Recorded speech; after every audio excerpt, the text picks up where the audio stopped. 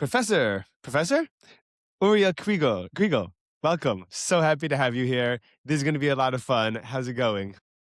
Pretty good. Looking forward to it. Yes, I am excited for a existential conversation, a philosophical conversation, and hopefully I would like to try to have it in a way that's both deep but accessible so that people, even if they haven't thought about these things in the past, could follow along and kind of, to kind of walk with us along the path that we're going to take down. Um, and so you're a professor of philosophy at Rice University in Houston, Texas. How long were you in Houston for? Wrapping up 7 years. What do you think? How do you like it there? I dislike it. Dislike it. Yes, I It's too dislike it's too humid, it's too hot? it. That's a disadvantage. The main problem for me is a city scaled to cars as opposed to Mhm. human beings. It's a very Yes. alienating experience for me. And I moved here 7 years ago from Paris, France. So Mm. it's a bit the opposite. It's a city that was designed where cars weren't even envisioned. Mhm. And so I miss that. I miss, a city with a public sphere. Houston is more like a concatenation of private spheres that you Yes. drive between. And so it's not, anyway, it's That's not. very interesting, by the way. Those are very interesting observations because it also says a lot about the general environment, I guess, of the collective perspective of the people that live there for sure. It's a problem I have in Florida because everything in Florida is very spread out too. And so you could find yourself, you could go to the general areas and you could Uber there or drive there, but even though to get there, you have to go into the city. It's a different world. So I totally relate. Well, I hope that you that either you find something cooler or you go or you find a place that's a little bit more fitting for you. But I hope you're enjoying your time at the university anyway. That it's good work. Um, we're going to talk a little about that after. But a lot of your research revolves around a couple of big fields like consciousness and morality, and these are very broad and vague terms that you could look at from all sorts of different perspectives. And so I would like to just be curious, what's your working definition at the moment of consciousness? If someone is conscious or not, what does that mean? So if, I have a like complicated, like theoretical answer full of theory, but what you're asking is for something else. It's like before we start theorizing, Correct. fixing the mind on the phenomenon about which we're going to theorize. And, I think that consciousness is one of those tricky things where it's not really definable. It's the kind of thing where you have to like be personally acquainted with it. Yes. So, people say sometimes that you can't explain what red is to a blind person. So you can explain to them about the wavelengths and about the opponent processing in the brain, and you can explain all that. And there's something they still don't know about what red is, and only seeing it kind of tells you what it is. Hmm. And if there were kind of beings that had no consciousness, that came, but were like intelligent, Hmm. maybe AI, current AI is that it's intelligent, but it doesn't. It's not conscious. It has no conscious awareness. And you say, Right. hey, tell me about this thing consciousness you guys keep talking about. Hmm. You can't help them. The truth is, you cannot help them. But for people like you, who I trust are conscious, I would say it's the kind of thing you get acquainted with kind of the first moments where you wake up. You wake up and the light turns on, the light Hmm. inside turns on, and you're aware of the world and of yourself. And kind of when you fall asleep, it kind of disappears. That thing that happens in between, Yeah. that's consciousness. And I'm more like pointing at it than defining it. Because like I said, I don't think you can define it. Yeah, that's a great way to put it. one thing I have two immediate reactions, but one of them is when you have these kind of conversations, even if you can't define it, you could have what I like to call working definition. So, for example, if I'm arguing with someone about God, right? I'm like, well, let me tell you, like, do you think God is this big guy in the sky with the big beard that gets angry when you do bad things? And they're like, no, I don't think that. I'm like, good. Well, we and I, like, neither of us believe in God. It's like, do you believe in God as like this, enormous collective force that people call the universe, people call whatever it might be, and like a little bit more nuanced than that. And they go, yeah, like I don't know what God is, but I know that I would imagine that it's something more like that, and that way you could have that conversation at least. Um, but one thing that I've heard about consciousness, I'm curious about your thoughts, is consciousness is someone or something's ability to interact with the world around them. And so, for example, if someone's in a coma, they're capable of thought. They're capable of, oftentimes they'll say, "Oh, I hear my family talking to me, or I hear the patient monitor beeping, but I can't interact with it. I can't communicate. I can't show that I have this thing with it." So I like your explanation of like kind of waking up or not, but I'm curious about that step in between where you're able to actually interact, whether that be manipulate or at least just give off the impression of observation or something like that. Do you think that you need that step, or you don't think that that's necessarily quite it? So there are two things I think about it. Hmm. The first thing is, I think many things can interact with their environment that are probably not conscious. The Roomba machine that kind of Uh-huh. sweeps around the house. It knows. Oh, here it's blocked. Oh, there I've already cleaned it. It interacts, Hmm. but there's nobody home. There's Right. nobody. Nobody thinks. Oh man, I've been here already. What am I doing here again? There isn't this inner life, Hmm. and so I'm thinking. What's more plausible to me is that there is a kind of added level of nuance or sophistication that being conscious enables in Hmm. interacting with the world. Hmm. But even there, it's not that consciousness is the ability to interact. It's something that enables this ability to interact. Something that's more fundamental that manifests itself, but it is not the same thing as the manifestation. Right. And maybe your analogy to a god would be, I'm speaking here as an atheist, but Hmm. I can imagine that for a believer, God manifests itself in many ways in the Hmm. world, but it's not like God is the sum of all these manifestations. God is this thing that enables these manifestations. And so I would think the same thing of consciousness is this kind of thing that's hidden, that can do a lot of. There's a lot of stuff that's going on. There's a lot that's going on in my consciousness when I'm just in my office, kind of staring at the ceiling, and I'm thinking, and I'm sad, and I'm anxious, and there's all this stuff that's going on, and I'm hearing stuff, and I'm not really moving or interacting. But usually, conscious experience does manifest itself in certain ways, and so I would say that there is a kind of interaction with the world, a level of kind of nuance and interaction that consciousness enables, but it's one thing to be something, it's another thing to enable it. Right. So I've heard, and I haven't really thought. I think this is similar to what you're describing, and tell me if I'm incorrect or if I'm misunderstanding. I've heard that the idea that consciousness might be a force similar to gravity that kind of permeates through everything. And so we could kind of tap into it or out of it to different extents depending on what our state is. And so, for example, if you're meditating, you might be able to achieve a different state.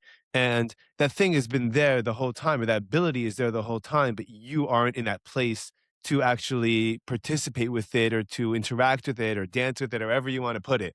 Um, and because and what's also interesting, right, especially with my example is like, and your example with sitting in your office, you're conscious, but if you're just sitting there, and I walk into the room and you don't respond or react or acknowledge me in any kind of way, I'd be like, is this guy this guy might not be conscious. I don't know that this guy that this guy is even, here. And so similar to that Roomba that you described, I think there's the perception of consciousness from the outside, and then there's the individual thinking, hey, I know that, like, I know I'm me. I know I'm talking. I know I'm thinking.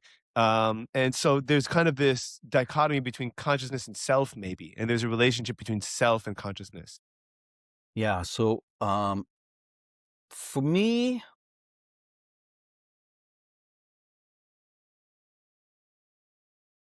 the consciousness of anything other than me in the universe is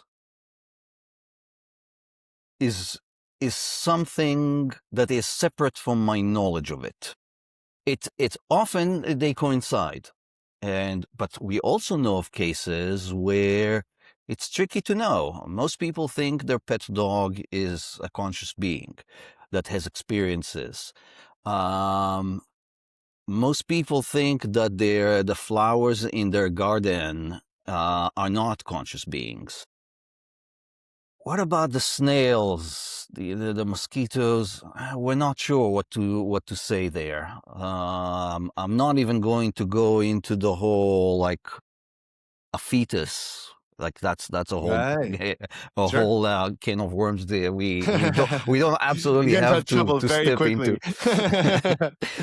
And so and of course with AI in the future. So there's something that I wonder. You know about these the way uh, computer brain interface technology was used to communicate with patients with locked-in syndrome some years ago. So this is an example of, for many years, people were not sure. Locked-in syndrome is like a coma where you cannot even bat your eyelashes. You can't do anything. You are locked in. Total paralysis. Yes, you are locked in. Mhm. Is there someone home? People didn't know. Um, Now, some years ago, 20 years ago now, yeah, there's the scientists who they figured out a way to put electrodes on your brain to Mhm. kind of read the brain activity while you're Correct. playing a computer game Mhm. and see and basically read which parts of the brain are active depending on which motion you're making with the joystick. And at some point, they kind of disconnected the joystick. It no longer worked.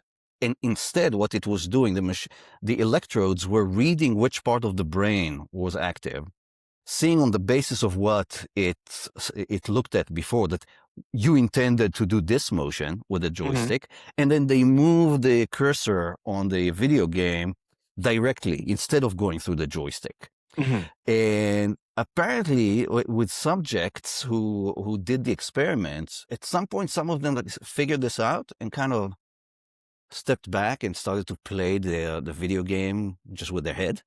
And then what they did is that they took these machines to people with locked-in syndrome.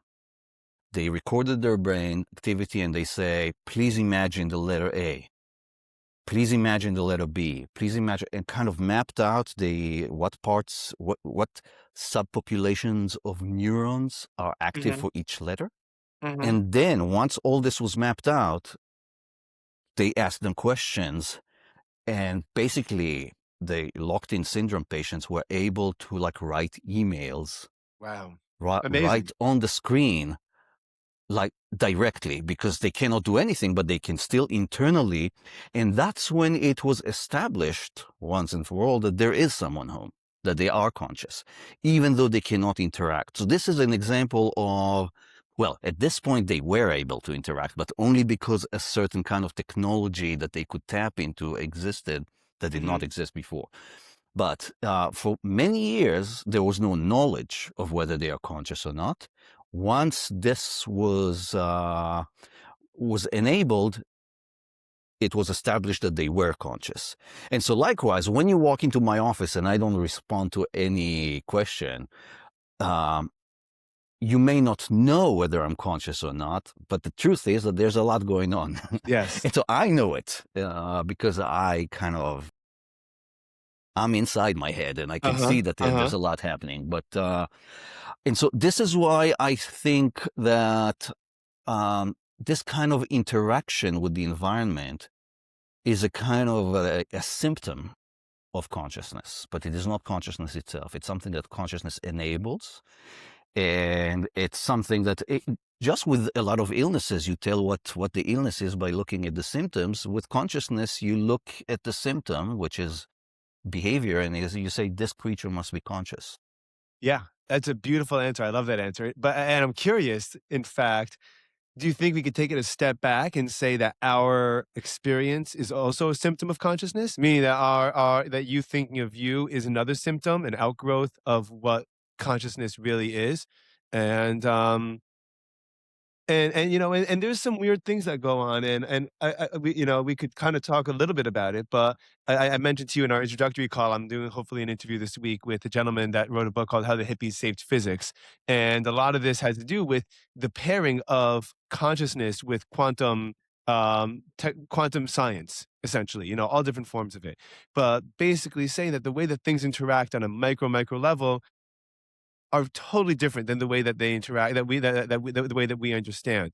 And so we don't really even understand the way that consciousness even kind of works, you know? And so, like, it's hard to say that I would imagine that it's hard to say for certain that, like, me saying I'm Ephraim Hirschman is the starting point of where consciousness begins, because presumably, you know, and what's interesting, and I don't know how we can really, and this is the problem what we run into with modern science and our ability to measure certain things or not. I did breath work about a year ago for the first time, and my grandfather, who I was close with, had passed away about a year or two earlier.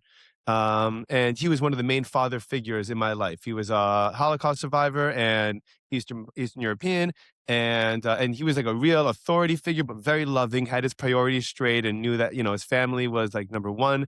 And and so, like, you always got the sense that he was tough, but he loved, you know, but he really loved you and he really valued you.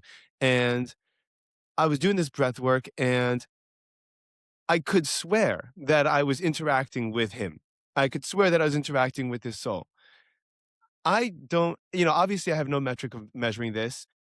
I don't know that this is clinically repeatable. I could try to do breath work again. I have no idea if I'm going to run into him or not, but you know, in that kind of sense. But who's to say, out of curiosity and philosophically, that I'm not just kind of backtracking another step. So just like I walk into your office and you're not responding, what's the step before me even noticing that? You know, there's a maybe there's a step prior to that, and that may be what the bigger picture might be part of. Yeah, and so this is connected in one way to something you brought up earlier about could there be some kind of conscious field of which individual consciousness like yours and mine can tap Hmm. into or it- tap into to different degrees. Hmm. There's other questions of, what is the machinery, the kind of brain machinery that subserves consciousness to which we have no insight whatsoever from the inside, but it kind of spits out conscious Yeah. experience. And so, it's like seeing the car go, but you don't really see the motor doing everything, the wheels and pistons. And so I, I, f- I was going to say I fear, but that maybe there's something to celebrate here too, that we are stepping away from the area, from the sphere of knowledge and into the sphere of disciplined speculation. Correct. So we can only speculate about these things. Hmm. Now we can speculate in a disciplined way or in a wishful thinking way or Uh, in a rigorous way or in a loose way. And there must be some kind of rules of the game. In science, in scientific knowledge, there are very clear methodological canons yes. for disciplined speculation, there isn't. We don't That's the have fun what stuff. science That's has. that's why that's what makes So that's that's what gets why it I was fun. saying maybe this is something to celebrate as opposed to, but it's also something to fear because you can never get the kind of certainty that you could um, where real knowledge is involved. And that's, I mean, this, speaking again about theology and philosophy share this kind of predicament that a lot of what they deal with is in the sphere of discipline speculation as opposed to knowledge. And so, yeah, I mean, as you say, who's to say? I'm of a kind of a skeptical bent personally, and so Mhm. but it's also maybe I'm just one extraordinary experience away from like Right, right. the Nothing scales. changes your mind like an experience, right? Exactly, exactly. And so you know, y- all I can say is yes, that's a live possibility that there is this kind of larger consciousness of which your individual stream of consciousness is just a symptom, Mhm. a bit like your behavior or the Yeah. behavior of conscious beings is a symptom of their consciousness, their inner consciousness. Can I ask a philosophical question, just like your thoughts on maybe your perspective on life? If we were to discover hypothetically, right, we have all these anecdotal stories for a long time that different meditative experiences or pharmacological experiences, psychoactive experiences kind of tap you into another realm and another state of awareness, right? And we find out that a lot of this has that the world is a lot more complex, and a lot more reality is not the way that we really understand it, right? Does that, just out of curiosity, does that influence your religious perception of atheism or God or life or reality or not? Because I spoke to, I mean, one thing I find in common with a lot of people is a lot of people have a bigger problem with, for example, the idea of structured religion relative to the belief of something, more out there. So if is your perspective due to evidence in your life, or is it due to a philosophy and education, or a certain like intellectual framework? As far as I can tell, it's just an intellectual conviction that I have. Okay. Conviction is a strong word, but opinion that I have based on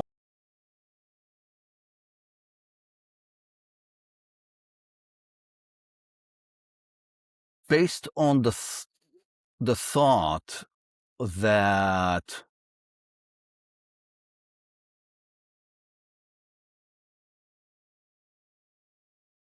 if you have a scientific explanation for everything, for example, you'd say, um, why do I have to assume that there's also some supernatural being outside the system of nature Hmm. that is responsible for some of what's happening in nature? Hmm. Now, we don't have a scientific explanation for everything. Right. We have In the particular, tools. consciousness. Yeah, for sure.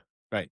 Sorry, you were saying I said well, our tools, and I finish your thought because well, I'll continue after. Yeah, please go ahead. I want to finish. so, Yeah, I want to hear your rest of your thoughts. yeah. So the thing is, if there is something for which there is no explanation, I, I there's some kind of I feel like there are three routes for me. One is to say, well, just have to wait around until the explanation shows up. Right. The other is, could it be this kind of ultimate mystery where there is no explanation? And the Mhm. third is, there is an explanation. God made it so. And there is, there's a couple of things that for me are not very satisfying about the third one, Okay. which is the main thing is that given that it's so, you say, oh, the explanation is that God made it so. If it was not so, but thus, you the explanation, oh, God made it thus, would be just as good. So there is some kind of explanatory lack of discrimination. God being, by definition, this kind of all powerful, omnipotent being.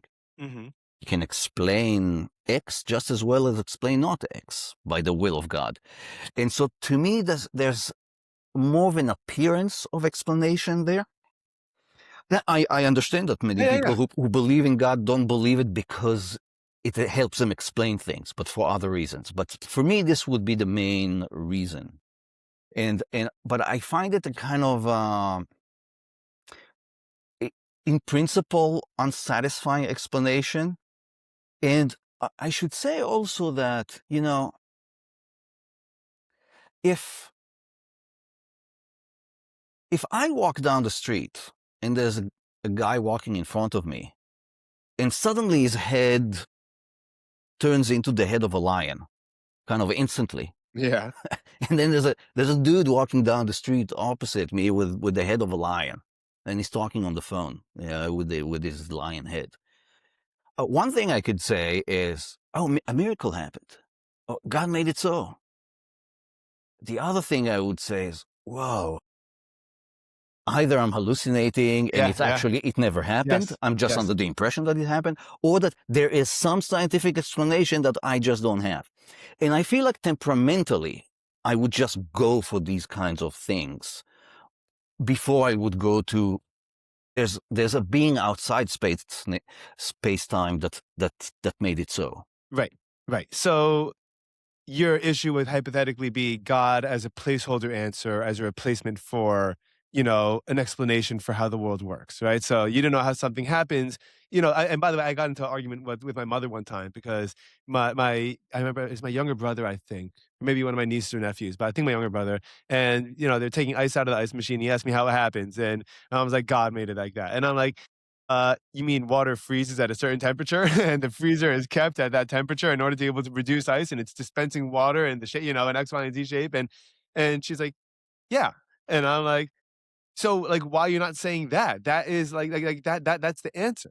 So I totally empathize and and I really I believe I kind of I definitely understand that side of things. The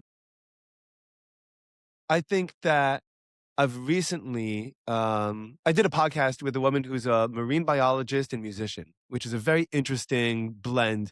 But if you think about it, they actually go very well together because music is all about acoustics, and the underwater world is the acoustics are incredibly important.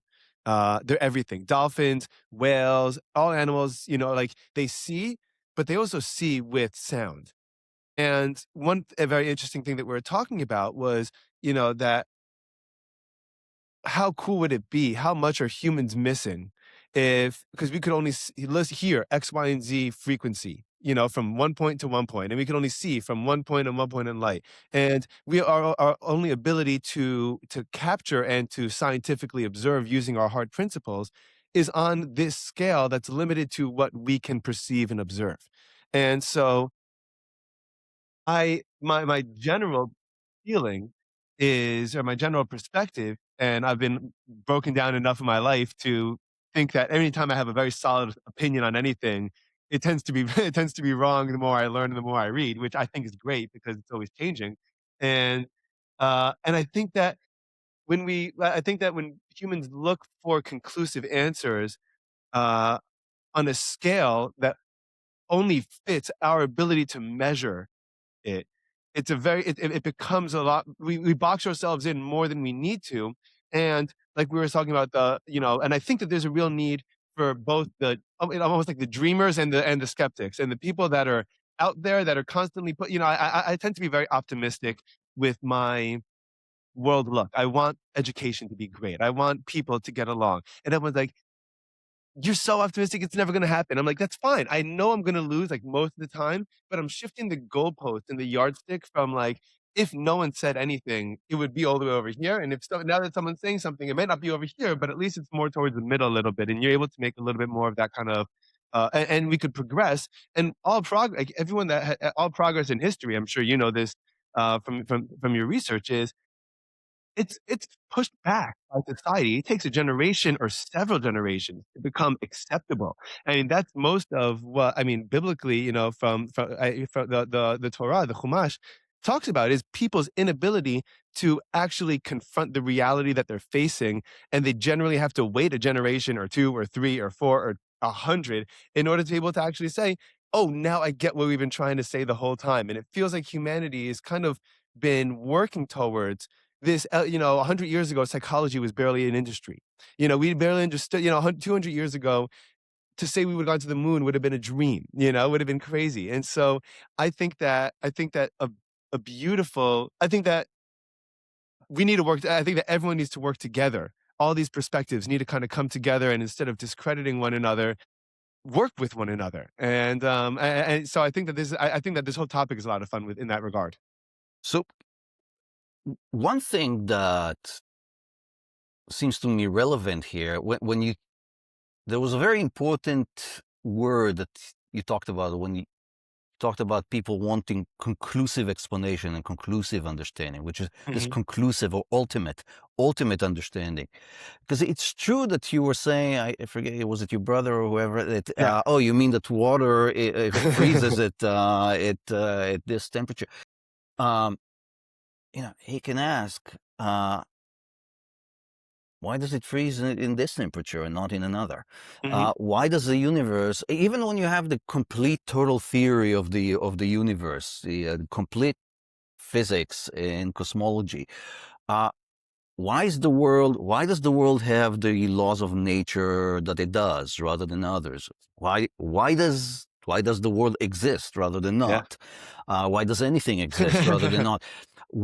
That's an area where we get to the realm where not only we have left the sphere of knowledge and we're in the sphere of speculation, there is very little to constrain speculation. So earlier I was talking about disciplined speculation. Here we're talking about speculation where you can't really distinguish between the disciplined and the undisciplined, the rigorous and the wishful thinking, because Hmm.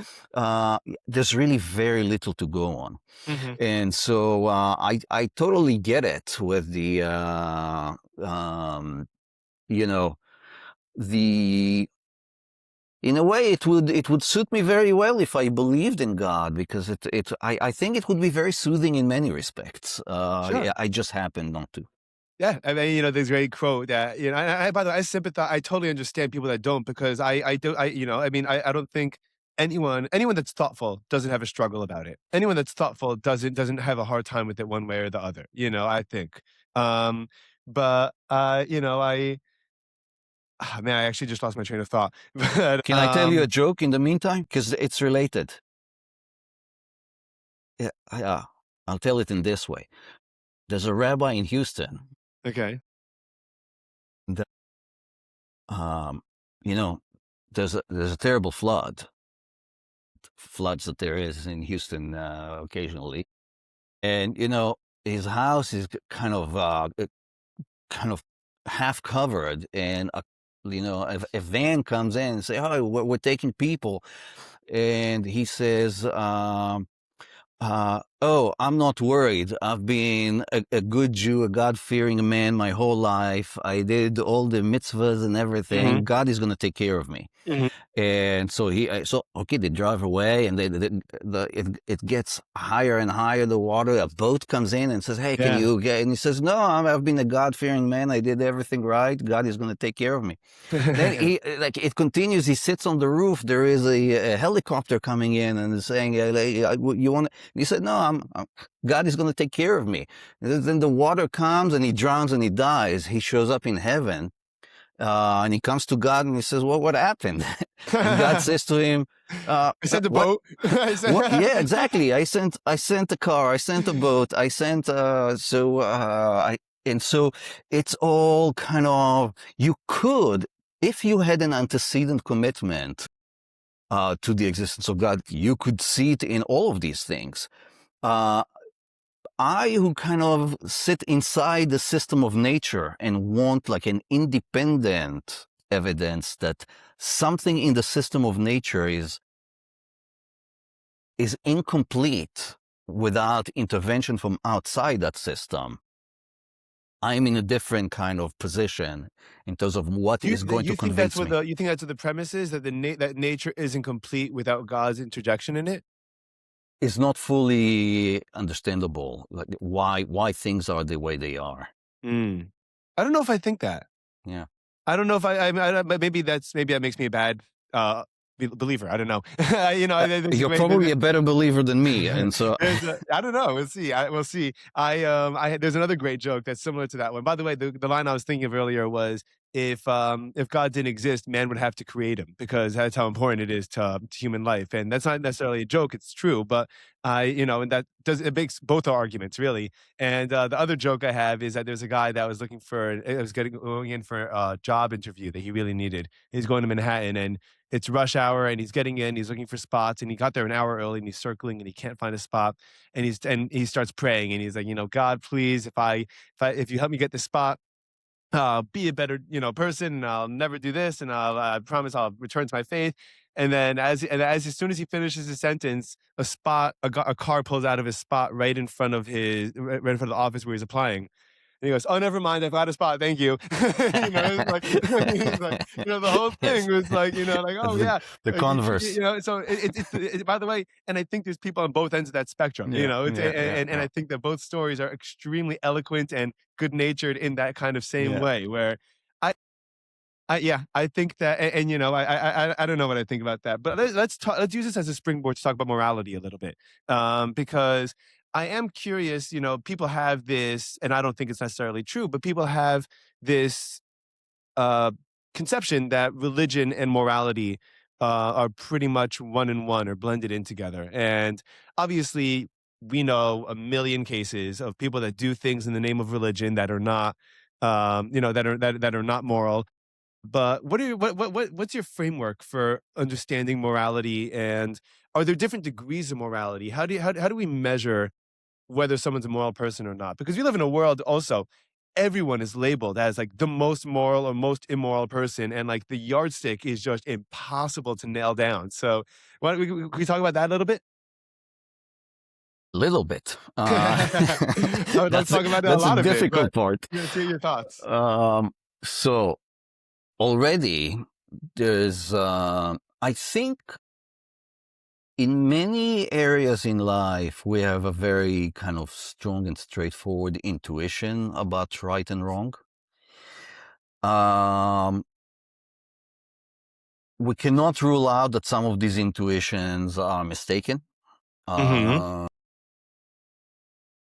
imagine that people in slaveholding states did not say to themselves. Maybe some people said, "Really, strictly speaking, I shouldn't be having slaves." But I'm sure there are many people who say, "Well, obviously, like we get to like own them," Yeah, yeah, and so we cannot entirely trust these intuitions, but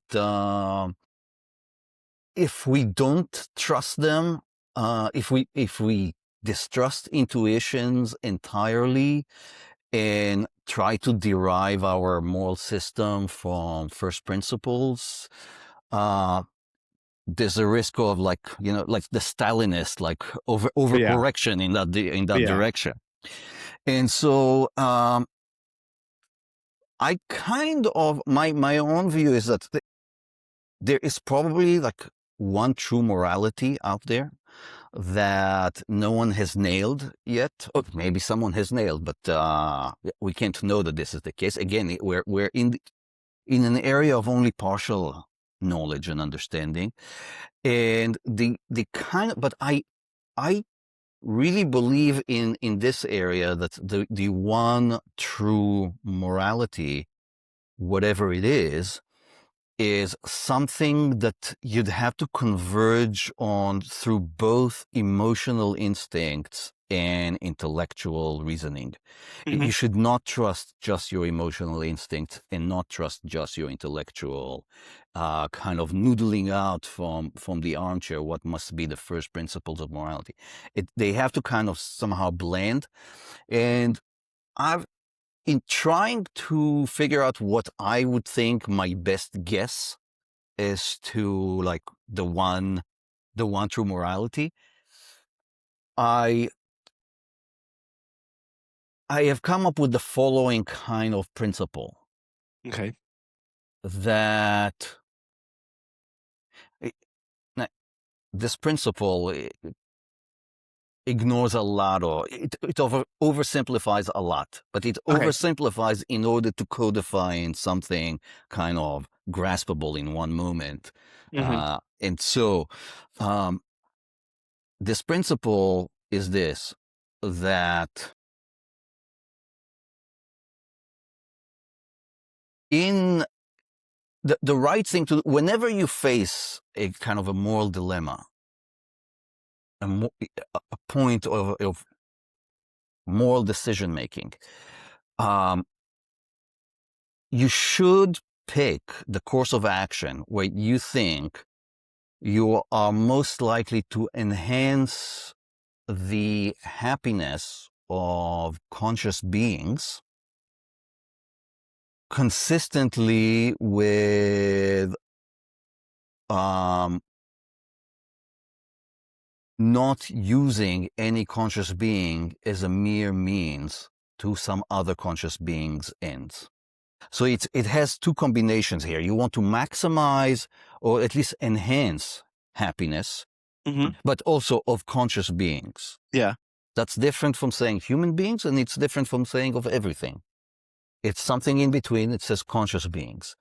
And you want to maximize their happiness and or at least enhance their happiness, but not if the cost of enhancing their the happiness of the majority is to kind of sacrifice using as a means to that one of the conscious beings.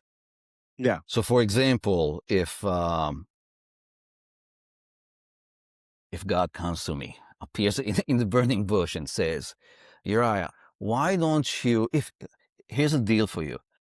If you take Ephraim and you throw him in a hole where he's going to be a dark hole where he's going to be um, uh, cold and hungry and thirsty and sad and scared, uh, and leave him there to rot, then I'll make sure that the rest of humanity is happy from now on. According to my principle, I shouldn't do it because I should not treat you, a conscious being, as a mere means to the ends of other conscious beings. But as long as I can respect the dignity of each conscious being and not treat them as a mere means Yeah. to an end, Yeah. what I should do is try to enhance the happiness of conscious beings in the world. So, I think I have a good grounding circumstantial question that I think that might be able to help highlight this idea. Because I think I understood that well, and you did a good job explaining that. We'll see in a second. Elon Musk, for a year and a half ago, comes in to the government and says, we're spending way too much money and we have to cut a bunch of jobs in order to correct our course as a country and as an economy. And so what we're going to have to do is we're cutting X percent of jobs across X, Y, and Z departments in the government, and a total of 50,000 people are going to lose their jobs. Or, just announced, tech companies all over are dropping employees like flies, to implement AI, and the returns just it almost makes it not justifiable for these companies whose bottom line is their priority. The shareholder, value is number one. That's not a moral argument. That's a game, and you have the rules of the game, and you're playing by that game. But for the people with the Elon Musk example, hypothetically, right? You have a whole lot of people where objectively spending too much money is bad for everyone. The economy suffers, inflation goes up, prices for gas and eggs and food and milk. I go to the supermarket, I spend $10, I spend $15 on a thing of cottage cheese and milk for my kids, and that's it. And I'm like, what I even get, and a thing of ice. Um, but those people are losing their jobs. X amount of people are losing their jobs. And so you have this collective where even the people that are working are going to be suffering because their jobs are kind of taking the resources from everyone else. How do you confront that kind of morally in this kind of scenario? This is a very interesting question because it makes me realize that I was thinking about it in terms of kind of moral decisions that present themselves to individuals. Basically, it's a personal morality in how I will deal with the Oh, world. I see. So, like, if I And was it, crossing the street and then someone was, and like I could help someone at the cost of hurting someone else, yeah. should I be So, doing that? but Right. but it's not like some people can affect the lives of millions. I can affect the life of 12 people, more or less. And so I have to, there's some set of principles that are useful for me to guide me in my decision making if I want to have my best guess as to what would be the right thing to do. Um, but it's true that when you think about the organization of society as a whole, there might be other rules of the game, and I suppose part of this is why there's a distinction between moral philosophy and political philosophy. Ooh, Moral right. philosophy is about the personal morality of a regular dude like me who's like trying to you know does fumble as best I can in life. Um, and there's my political philosophy is about like the. But I wonder if even as a society can Right, there's decide. gotta be societal morals, right? Yeah, That's what and what's interesting is that's what politics became about. Politics went from being policy to being a announcement of your standard of morals, I think, your moral outlook on the world, and that's really why the conflict, I think, is so heated these days. yeah. Well, there's a couple of things to say about this, but I'm thinking that as a society, suppose a society, if it could speak in one voice, like just as I debated within myself, a society debated within itself and came up with like the idea of, oh, we're going to try to make all conscious beings as happy as possible consistently without using some of them to the benefit of others. And maybe part of the rules will be that, look, there's going to be a labor market, and it's not that we're targeting Joe Sixpack for firings so as to help someone else. It's we make kind of impersonal rules, and there's going to be winners and losers, but it's not like we targeted specific people. It could be that it would work like that. Of course, the problem of the societies we are talking about now, which is part of what your question alluded to, is that not only we don't speak in one voice. As of like 10, 15 years ago, we've really become kind of schizophrenic societies. And to me, people talk about democracy. Democracy is outwardly a set of procedures, for deciding who's going to be in charge and who's going What's to gonna make happen, right? decisions Yeah. for the collective.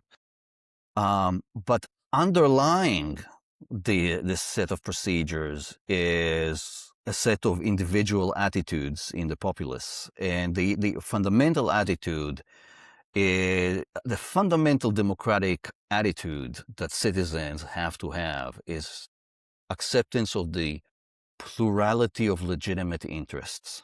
So that if someone thinks the opposite of you, that does not make them illegitimate just by that fact. Mhm. Just disagreeing with you does not delegitimize the other.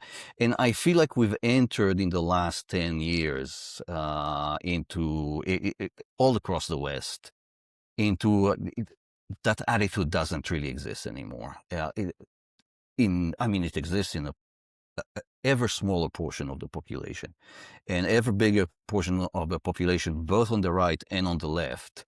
It just delegitimize the other side. And so it does not recognize the plurality of legitimate interests. And to me, unless this kind of psychological process is not reversed, Mhm. it's just a matter of time until the procedural democratic, the procedural aspect of democracy is going to be uh, blown apart, and we'll go back into just like in Rome, they after the Roman Republic, they went into the centuries of dictatorships. We're going to go Mhm. into centuries of dictatorships with the sides kind of fighting for absolute power, including the power to impose your interest on others. Yeah. I think that it feels like we've been on that train since World War II, pretty much. I disagree. I America. think World War II, on the contrary, World War II kind of humanity got scared of itself and said, no, we have to change our ways. And I think from 1945 and to 2015, on the contrary, there were a lot of stable democracies. And there's like, all across the West, like changing of powers from Democrats to Republicans, and there was no delegitimization of the other side. Well, that within America perhaps, but not on a country on a more country to country basis, I would say.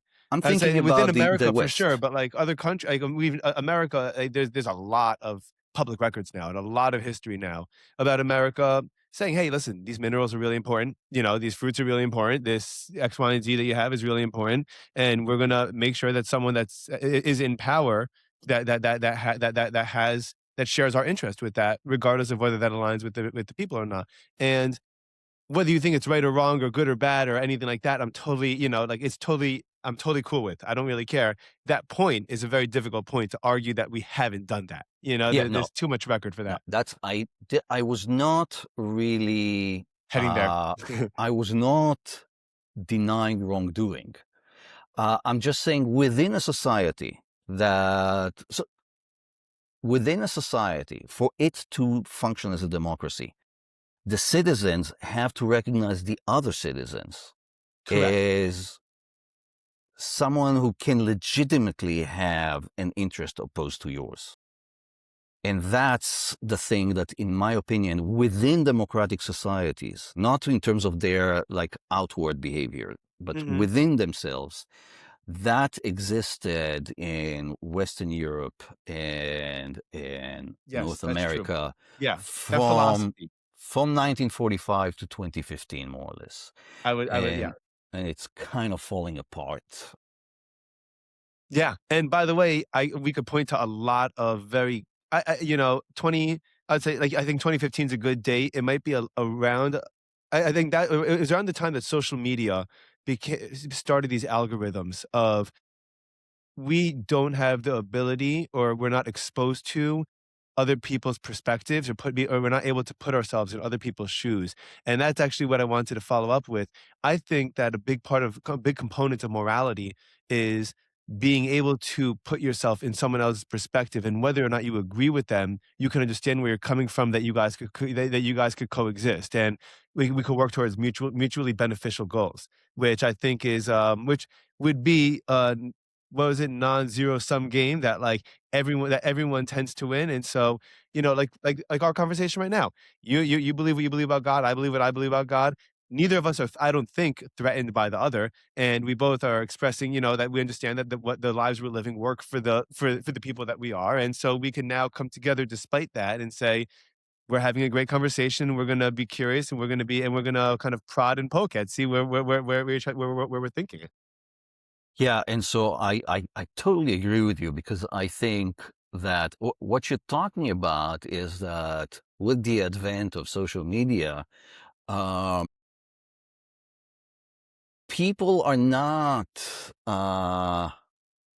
coming together, to use Nope, to use a not phrase quite. dear to your heart, Yes. coming together across, like, they get more and more insulated in their kind of ideological islands. They don't. I feel like if you took any kind of like extreme right winger and extreme left winger, uh, I don't know, a KKK member and a like super like communist, and you say, let's have dinner and like chat about everything. Maybe by the end, they're going to say, you know what, this person is not a demon. He's a human being like me. I disagree, but I mean, You know who did that well recently? I was blown away. Trump and Mamdani that's did that. right. That's a good They did that example. beautifully. And then I remember the reporter even asked them. The reporter said, "Yeah, you had a lot of dirty things to say about each other." They're like, "Yeah, but he's an okay guy." Like, yeah, he's still a good guy. And like, that's really cool. Yeah. I think that see people say what they will about both those people, and listen, they're both polarizing, but they recognize something about one another that is that hey, there's something that that we have in common. Whether that's a good thing or not is another conversation, but they got something in common, and they could see past it. And so if you paired every extremist with another extremist, every person who kind of tends to delegitimize the other side with the person from the other side who tends to delegitimize them, and force them to spend a couple of hours talking, and maybe it would be even better without cameras and Hmm. reporters. Yeah. It would be more genuine. Then then I would think that yes, the if you had a kind of a practice of this happening on a regular basis in citizens' lives, then these kinds of democratic attitudes of recognizing the plurality of legitimate interests would come back. But what you're talking about with social media is probably that you don't even know people like that. And so it's, for example, that the people who are the most anti-Semitic in Europe are people that they have never seen a Jew. And so Hmm. they assume that the Jew is a dude with like red horns. And, but once you meet a human being, it's very hard to dehumanize them when There you was a know great them guest personally. on I don't know if you saw, there was a guest on Joe Rogan's podcast. I didn't listen to the whole thing, but he's this black dude that his whole life has gone up to KKK members and, Nazis and stuff like that, and literally just sat down with them, had a beer with them. He dealt with the first couple of minutes, and then he was like and then he just talked about music. And then they're like, "Oh, man, this guy likes really good music." And then they talk and then you're like and then before and then Joe Rogan goes, "So you're telling me that you've changed like X, Y, and Z amount of people's just because of your awesome personality?" And he's like, "That's all it takes," But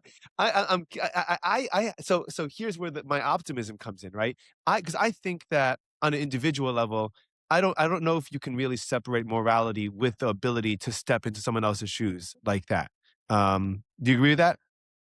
So I think that hypothetically, I did an interview with a gentleman named John Perkins, who did what was called he was used to be what's called an economic hitman, where he used to go to different countries, like Venezuela or Saudi Arabia or Iran, and would basically say to them, "We're going to give you this loan to update your infrastructure, to update oil, to update your streets." He said that Saudi Arabia was notorious for having goats everywhere and crap all over the streets and stuff like that. And before you knew it, it just spick and span like you couldn't believe.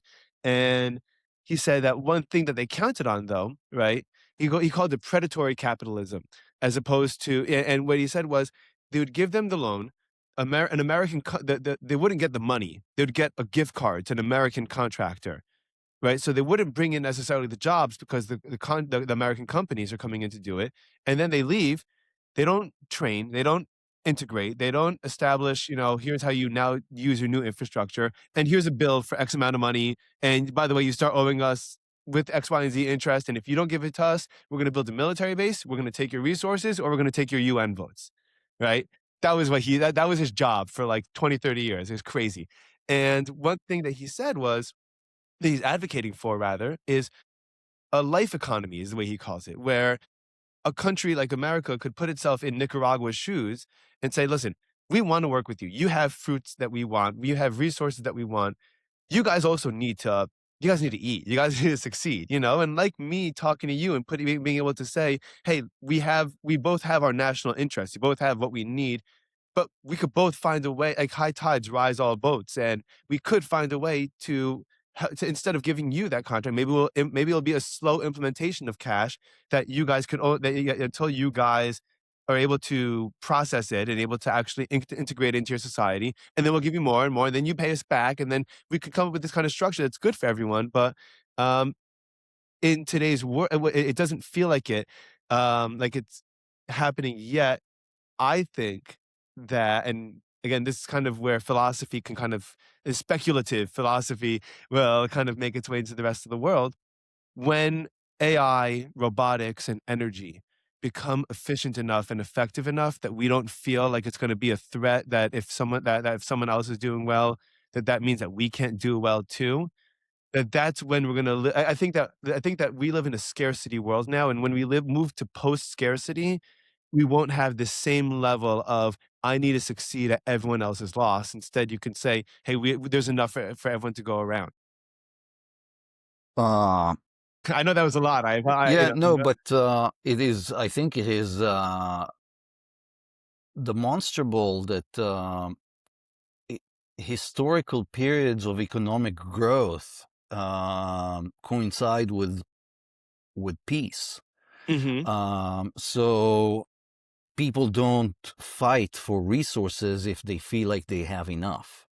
Um, um, as a rule, of course, there's always exceptions, but and so um, I mean the part in it is in your optimism is that there is a right around the corner or at some point down the block there will be a kind of post-scarcity World. era, and Yeah. this is, I mean, in absolute term, to get to the point where it seems like it doesn't work like that.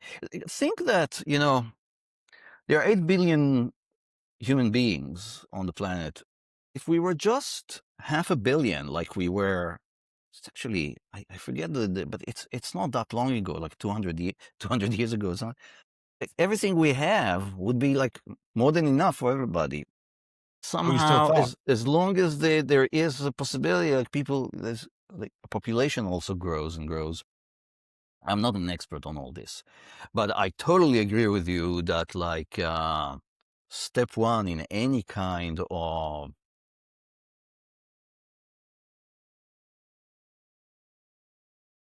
moral conduct is the ability to put yourself in someone else's shoes, to simulate how, how they are from the inside. Yeah, and I guess there's a word for it, empathy.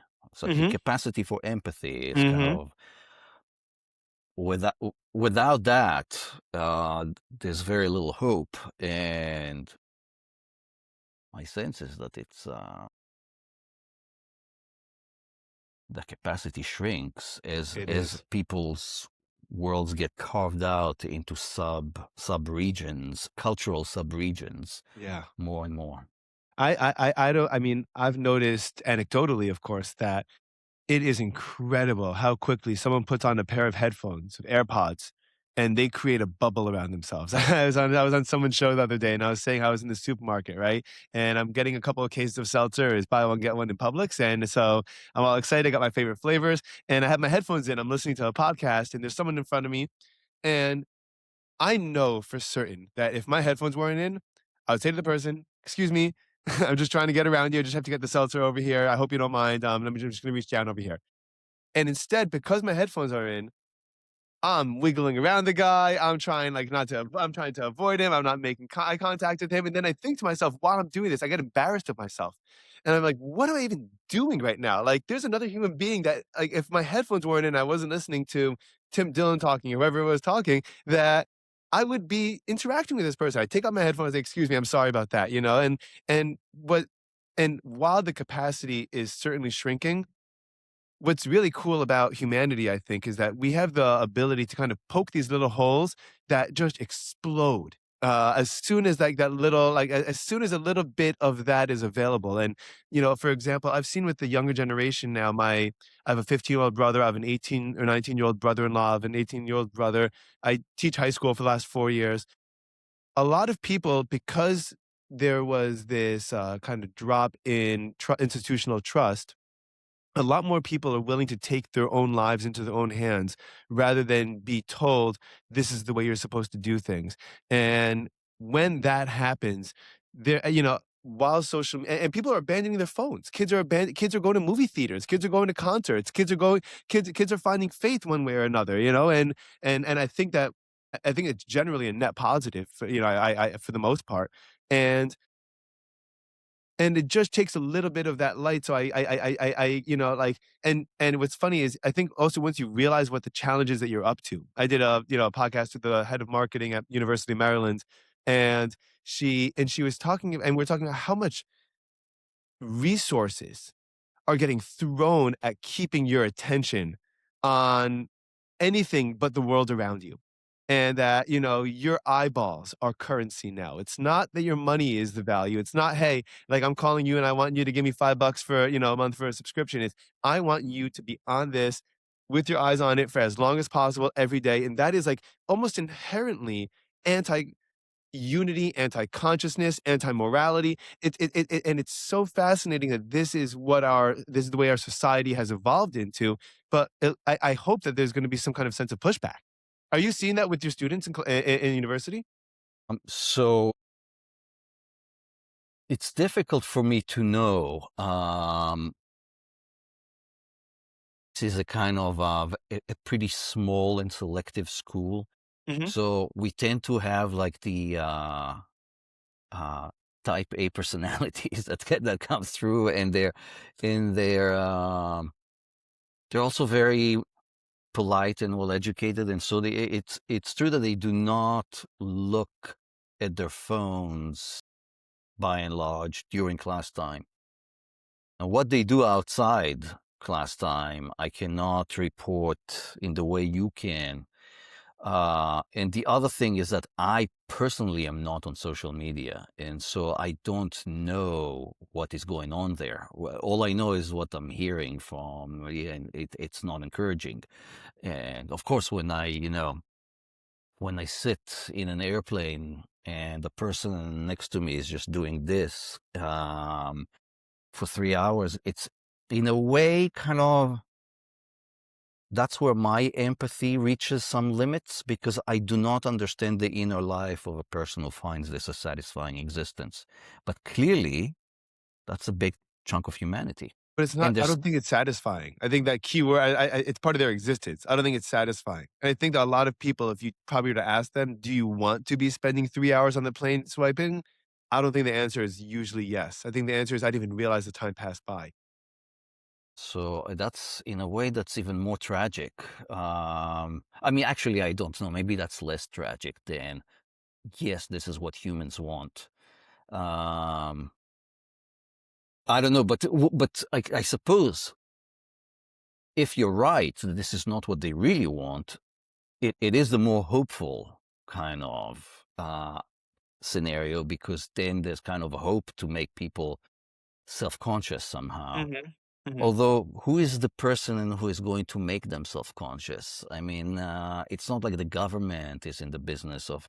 I suppose there is this new initiative by the Australian government to ban social media for 16-year-olds until the age 16. That I think France is going to pick I'm all up for on. it. I think till 18, Yeah. personally, maybe even older, but yeah, around there. Of course, we don't know what the 15-year-old who wants to be on social media will come up with by way of replacement. And it could be a game of jack-a-mole a bit. Whack-a-mole, not jack-a-mole. Both Whack-a-mole. work. Yeah. In that, you eliminate this temptation and there's this other temptation popping up here. You eliminate that one, it pops up here. Mhm. It could be that. I mean, but it's certainly an experiment worth Well, having. I'll tell you that experimentally and again anecdotally, but I've been teaching in an ultra orthodox Jewish school for the last 4 years. The school's policy is that you can't have a phone in school. You shouldn't have one at home. If you do, if you hand in your phone and you don't have it all year, the school takes you on a 5 day camping trip at the end of the year.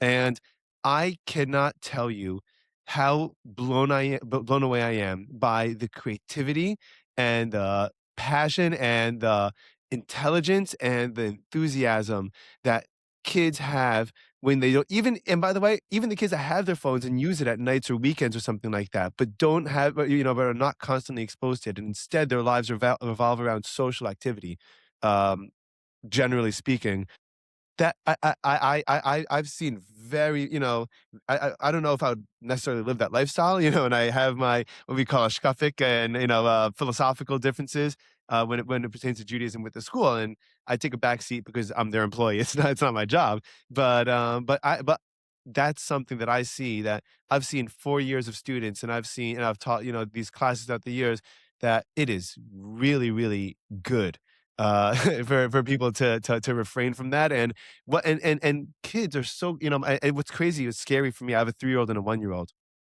Both of them are already ultra aware of the fact that I'm addicted to my phone. That I'm on my phone for work, that I'm on my phone for the podcast. They associate my phone with being an extension of myself. I'm trying to figure out how to do something about that. But the truth is I might be swimming against the current over here. I don't know how long I could push it off. Yeah, that's a pessimism coming forth now because Yeah, it's yeah. um yeah, uh, and for me, it's even like social activities is one thing, but even sitting with a book, like a three-dimensional book, rather Mhm, than with your reading it on your iPad. For me, this is a minor W if I get my kids to do that, mhm. rather than but there's something, yeah. Um, I mean, I'm older than you, quite a bit older than you, and so I grew up way before iPhones Mhm. existed, and so my brain is not kind of wired from the outset for this. Yeah. And for me, it's actually right now, for example, I don't know where my phone is, and like I said, I'm not on social media. It's somewhere. I probably look at it 3 times a day, but I imagine that for younger people it is harder and harder, and Mhm. so I admire your optimism. Oh, we're trying, we're trying. What do you think about the morality of training AI and teaching AI and the way that we talk with it? And philosophically and morally, because you can certainly what's interesting is Sam Altman said that like every single time that people write please to chatbot, it costs them an enormous amount of money because that extra compute is like huge. But if you're not doing that, you're kind of training the thing, like it learns from the way that we interact with it, and you're kind of training it to be a psychopath, and you're kind of training it to be nuts. Do you think that there's an argument to be made that the way that about the morality of the way we interact with our AIs? So here again, I am at a disadvantage because I don't use AI, and so At all? at all. And I mean, I've noticed now that when you ask Google a question, it used to like give you, now there's something that looks like, AI oh, I'm summary, thinking. yeah. Yeah. And it gives you something that seems to me on the whole like lower quality than what it was before, and Mhm. takes longer and is longer to like process. But clearly they realize that's what people want. But other than that, I don't like go and do things with it. Um, Not because I have some moral objections to it. It fails to generate interest in me. Well, I realize that I'm definitely swimming against the current here. I mean, the only interests I have are like philosophical interests about future AI consciousness, but to actually use it to do things, there's also very few things that it can do for me since in my line of work, unlike you, who have to like communicate with people and set up an audio studio, etc. I sit with my books and I write my articles and I teach my students, Mhm. and so there's very little that it could do for me, but I haven't even explored what it could do for me, and so I am at a disadvantage to talk about this whole big world out there. Wow. Uh, You gotta get into it. You gotta get into I it. You gotta see what it's disagree. all about. It's crazy. Yeah, I mean, I there's some disagree. crazy stories about chatbots, for example, that that defy fundamental orders. We don't know why.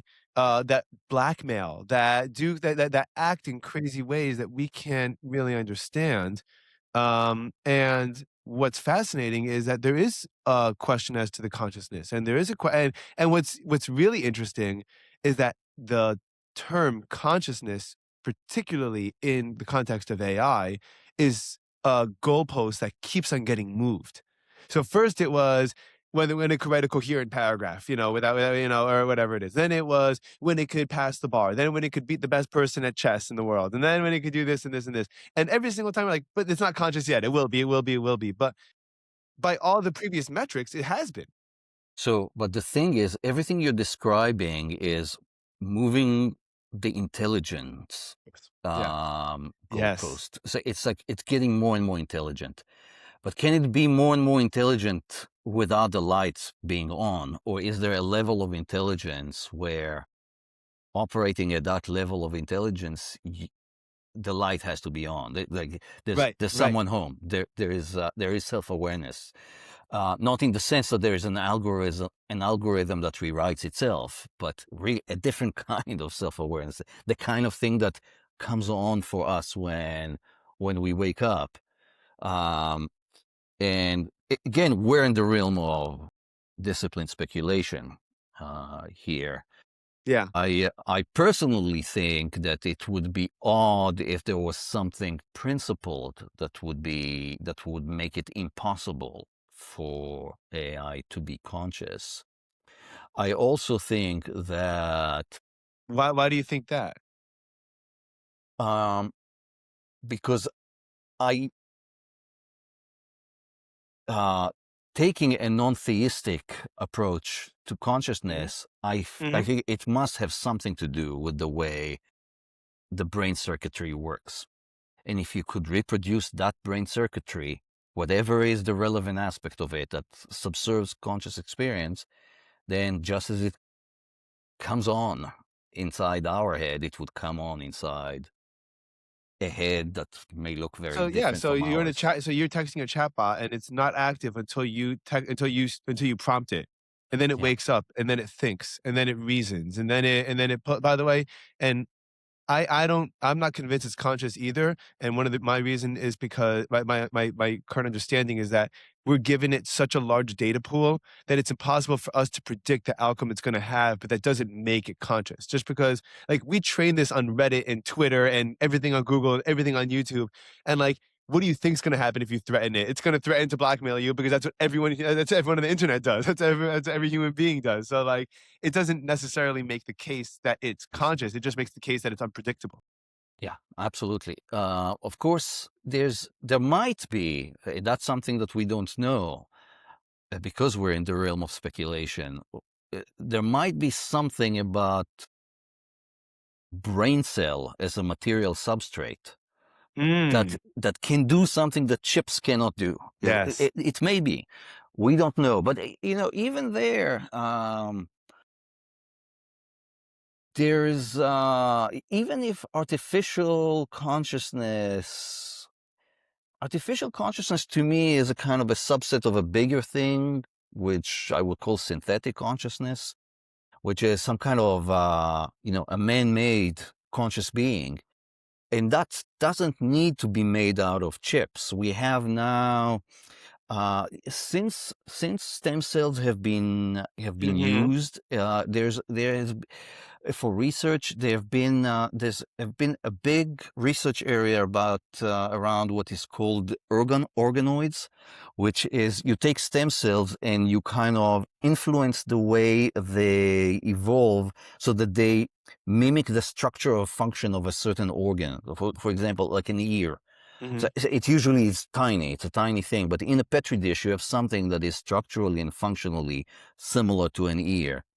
And as of 10, 15 years ago, they also started to do it with brains, like mini brains, stem cells grown to become nervous cells interacting in the Amazing. way, and these are called brain organoids or cerebral organoids.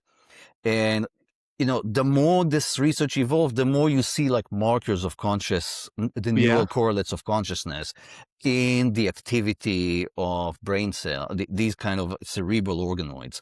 Now, with these cerebral organoids, there are many limitations, like interaction with the world. There's not yet, for example, there's no like blood flowing in that can refresh the activity. There is no, although that's even starting integrated with the vascularization, as they call it, but also Hmm. interaction with the external world.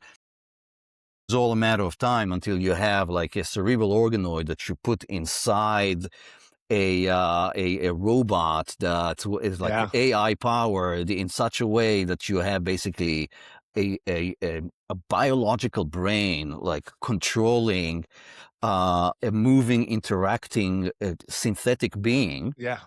and that whose brain is kind of exhibiting markers of the neural correlates of consciousness.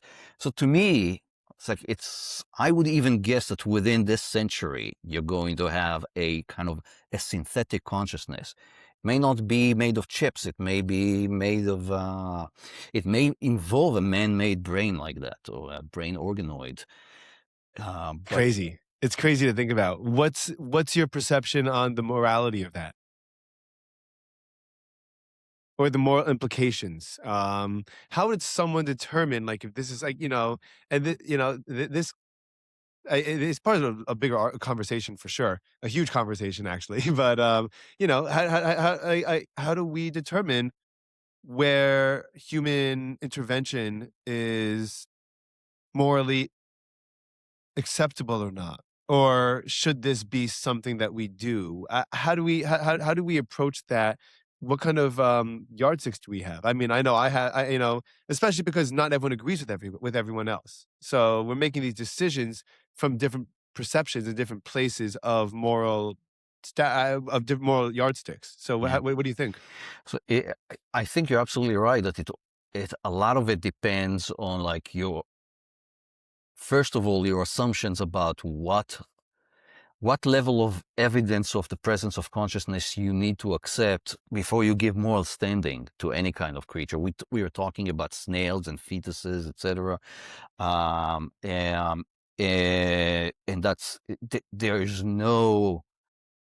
there is no kind of consensus there about what are what how much resemblance to like paradigmatic cases of conscious beings you need to show in order to be recognized as having a moral status. But uh, that aside, there's also a question about Creating synthetic in life. my moral principles. Once a creature is conscious, once a being is a conscious being, it has moral rights. And so I have no problem with creating a synthetic consciousness like that, so long as you give it all the same rights that you give to other conscious beings. I am not cool with like creating like an army of basically slaves, conscious slaves that are synthetically created. That would contravene the principle that I Yeah, talked to you sure. about earlier, because it treats as a means a conscious being. Yeah. And so, but of course, other people may have other principles. But there have been a couple of scientists and philosophers who have called for a pause on research on cerebral organoids until there is a plan in place That means for. that means they already got somewhere big. That's what it Uh, means. I don't think so. I think especially for the philosophers, they're probably foreseeing the ethical worry that you have being a very real thing. Yeah. Yeah. And so um, the problem is that are not, in fact, going to put a pause. They never do. They never They do. will run with it, and then they will improvise after the fact when forced to, essentially, when somehow something will force them to like deal with it. History becomes very scary when you start looking at those anecdotes and you start looking at those stories of, thing and the most dangerous words that were ever uttered was for the greater good, I think. Maybe some of the maybe some of the most dangerous words that were ever spoken. But totally. I wanted to ask, I'm sorry, we only have a couple of minutes left, and I really wanted to devote some more time to this, but this is a lot of fun. Thank you. Is is I would love for what do you think the relevance is or the importance is of people studying philosophy that aren't philosophers, that they can start to implement a different perspective into their worldview? Because I think a lot of the things that we touched on today, empathy and the ability to put yourself in someone else's shoes and social media and our phones and all this stuff has a lot to do with like the biggest problem with a lot of this stuff is that people just don't think about that people like you said, you and I could talk about this, but 80-90% of people don't even like this doesn't cross their mind ever. And I don't know whether they're right or wrong, but what do you I think that, just like it's important for everyone to have a basic idea of, I tell my students in English class, and like, you don't have to study English the rest of your life for English to be important to you. You're gonna have to communicate with your wife. You're gonna have to do business reports. You're gonna have to deal with your kids. You're gonna have to justify yourself in some way or another. You're gonna have to public speak at some point, probably. Whatever the case may be. And so I'm not telling you that you should pursue this for your entire life, but this is a very valuable skill that you need to have. What are the benefits, and how do you think people should even begin, just an introductory level of starting to implement this perspective into their lives? 2 minutes for this. You have, no, you can go 10 minutes if you want, 10, 15 minutes. So I kind of, you know, there are people who are chemists and people who are not chemists. And the chemists know chemistry and they do chemical experiments and they do chemistry research, etc. And the people who are not don't do any of that. But philosophy, in a way, it's not it's not like the world divides into philosophers and non-philosophers. I mean, it you could divide into people who, like me, get a salary for doing Mhm. it, and people who don't get a salary. But everybody has like a little philosopher in them, insofar as fundamentally what philosophy tries to do is kind of take a bit of a step back from like all the things that are kind of occupy us one thing after another and look at the big picture and how everything hangs together.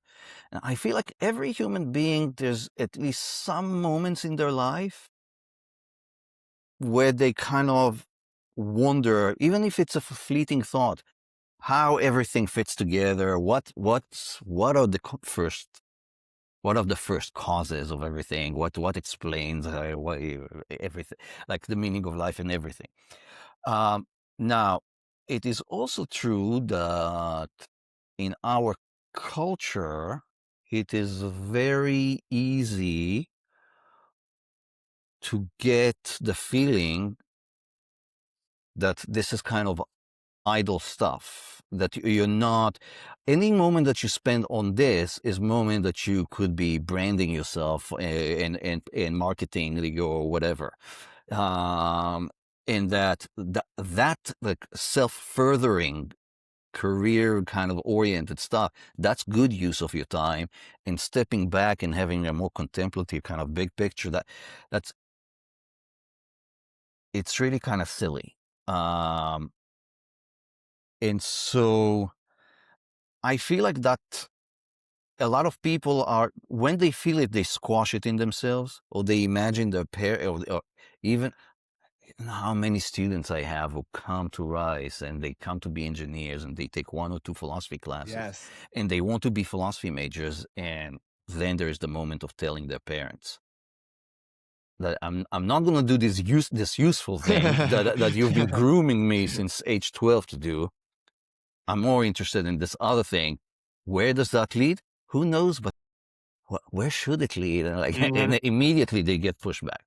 And so Um, of course, from my perspective as someone who lives this kind of life, it's it seems to me like a good way to live your life, but I must admit that I have a certain type of like my curiosity has certain dispositions. I'm curious about these big Mhm. questions. When I told you, I confess that I don't have a lot of curiosity about AI, and I do not have a lot of curiosity about social media, etc., and cultural trends. So my profile, my curiosity profile, is probably unrepresentative. But so in my mind, I wouldn't want to impose like what suits my curiosity profile on someone whose curiosity profile is completely different. Of course, from my vantage point, it looks like a good thing to do. And I guess I would hope that someone who feels like they do want to look into this a bit more, that they wouldn't push it away immediately and let it kind of see if maybe it does speak to a part of their soul. Mhm. Yeah. I think that when people say, the big issue conversation maker that I have is when people say, "What do you do?" Because that boxes someone into your entire existence is what your living is. And I think, anecdotally, and I've been saying this a lot, and I've been trying to put a lot of thought into this, and, um, the Industrial Revolution helped us realize we don't need our bodies the way that we thought we did. The AI revolution, I think, is gonna teach us that we're not gonna need our brains and our specialties the way that we thought we did, Like, to be a specialist as anything is a joke nowadays. The reason why someone was a lawyer is because he knew more about law than the average person, and so he'd be representative that was able to help you, if he was good at it, be able to navigate your way through this complicated system you don't know. If you're a real estate agent and you're buying a house for a first and someone else is buying a house for the first time, there's a lot of steps that you don't know about that they're it's their job. We're finding out that we don't need that. And then the question becomes, what do we need? And I think a lot of that is going to revolve around self and consciousness. And I think philosophy plays a big part of that. I think one of the biggest problems that people have today. I had a friend of mine that was in a disastrous relationship for many years, and they kept on breaking up and getting back together, breaking up, getting back together. And one thing that both parties told me individually, and this sentiment is echoed everywhere: I don't know how to be alone. Every time I don't wanna be with them, but every single time by myself, I do not wanna be alone. I can't stand it. I can't stand it for a night or for a week or for a month, and I can't be with myself. So I'd rather be with this lunatic than be by myself than this lunatic, right? So I think that that it is uncomfortable, and I think that a lot of this stuff is not necessarily natural. Like you said, people spend their whole lives pushing down that innate curiosity in pursuit of a quote unquote career. But that doesn't have to be who we are. My career is I'm a salesman, and I teach because it's a passion. I do the podcast because I think it's important and because I think it's beneficial and because I happen to love it. And and I'm religious and I have my family and I have my community and I have my sports and I have my whole life that I live for and like and then I have the thing that I do that brings money and that allows me to do the rest of it. And so I yeah, I think I think that it would be really, really marvelous, even if someone didn't change their major, you got a minor, you took a couple classes in philosophy, and then, you know what? You kept on reading on weekends. You kept on reading at nights when you got back from work, from your accounting job or from whatever, and you know what? I'm gonna pick up a book and just read about the, philosophy of mind or philosophy of self or something like that, and it doesn't mean you have to quit college, doesn't mean your parents are gonna be mad at you, doesn't mean that you're gonna need a job that you're a professor, if that's what your calling is. So, I agree with you on that. What you're saying makes me think, and it connects to the thing that you were the optimist in you was talking earlier about a post-scarcity world Mhm, where our physical needs are met, and then in terms of AI, also like the labor needs are met in many areas. mhm, I mean, robots are going to pick up the trash within 200 years for sure. mhm, It's not going to be dudes coming in and doing it. And so, when you're talking about a kind of post material scarcity and labor needs, what is left for the human being to do? And suppose we also solved like the social justice problems that we have. Then the question is, what then? Yeah. What, as a human, what do I do then? Yeah. And Yeah. maybe then I can see, well, you sit and you contemplate yeah, and you lead a contemplative life and self-awareness in the realm of speculation, Mhm. of cosmic speculation. That's the only thing that's and maybe also creating art, creating beauty. And Adventure. so I like this as a kind of a way to think about that that that which is really proper to human existence. Mhm. Once you remove all the needs, once you kind of bracket all the needs, that a lot of our life is kind of dictated by the needs that we have to satisfy. But in an imaginary world which may or may not be somewhere down the line, where there's no material scarcity, there's no labor needs from Mhm. human beings. What do you do then? I like this as an exercise to see what is still worth doing. And I would think that philosophy, art, literature, poetry, Adventure. thinking, uh, Exploration. exploration, which again speaks to another type of curiosity, and spiritual growth, that's what's left. That's exciting. To me, that's very exciting. Yeah, yeah. To me, I mean, to me, that's a dream come true. And Seriously. a beautiful thought. It makes me understand maybe for the first time Aristotle's idea that the highest form of life is the contemplative life. Say, try to explain this to someone down at the pub, Mhm. that this is the highest form of life. They don't know what you're talking about, but I think this must be what he meant. That once you remove all the things that we do just because we have to, and we are left with what is to be done. Well, contemplation, curiosity, producing beauty, creativity. That's what's left. Yeah. I think we're gonna have to ease our way into it because I think that too many people wouldn't know what to do with it. And so instead of having one enormous shock where, hey, tomorrow on June 29th, Everyone's off. 2026, no one has to work ever again, Yeah. it goes slowly, and it's a trickle. But yeah, and if someone were to be interested in beginning to kind of delve into maybe some of the foundations in an accessible way of philosophy. What do you recommend that the average person could pick up and in a digestible way be able to consume? Um, there is a very beautiful book to me from 400 years ago by a guy called René Descartes.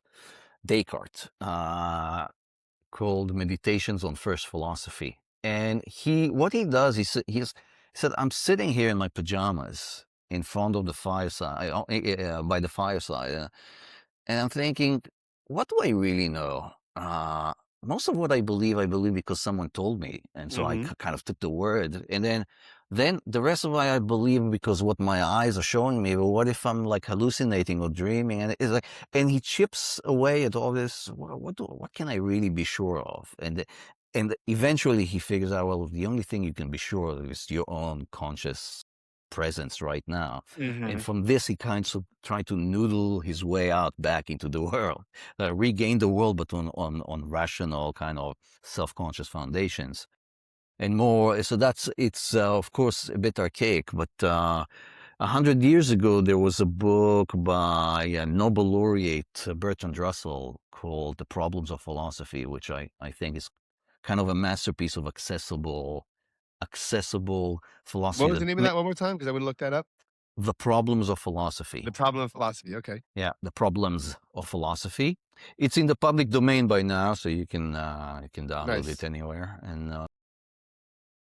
And yeah, if I'm trying to think about the last generation, there's a book by Thomas Nagel called "What Does It All Mean," which I That's a good think name. is a kind of its own kind of tour de force of trying to like do philosophy without assuming any knowledge in the reader, kind of take you on a journey a bit as That's far. awesome. Yeah.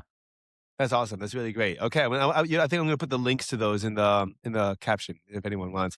Um, Ulia, this was tons of fun. I really, really enjoyed this. Likewise. Hopefully, maybe we'll be able to do this again a couple, sometime down the line. But I really appreciate you, a overcoming your technical challenges to join me, and your generosity with your time, and really being able to expand on these ideas. This was really a ton of fun. I really appreciate it. My Thank you. pleasure. Take it easy. Okay, we'll be in touch. Take care. Thank you so much.